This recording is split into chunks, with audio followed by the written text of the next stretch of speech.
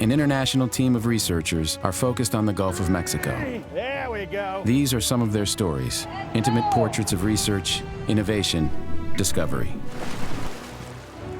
I'm Matt Damon. Please join me on a journey marked by unexpected twists and turns.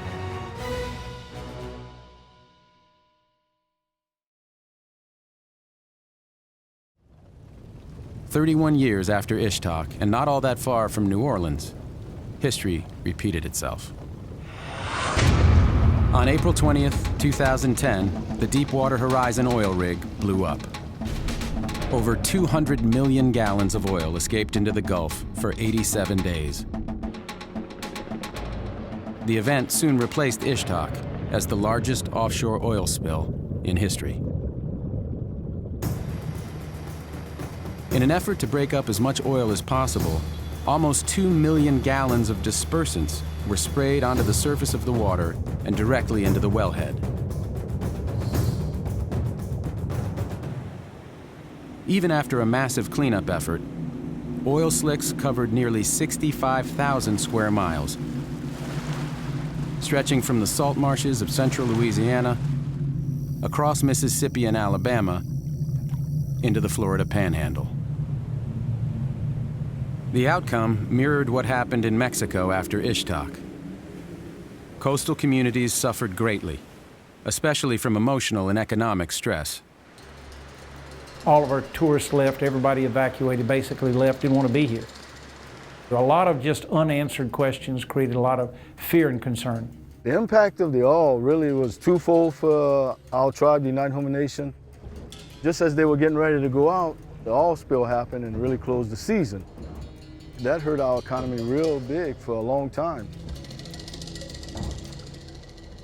It's just scary how one little pipe in the middle of the Gulf could change so many lives and rearrange things in a way that you could have never imagined. Located in the heart of New Orleans' historic center is the P&J Oyster Company. Founded in 1876, this is the oldest continuously operating oyster business in the United States.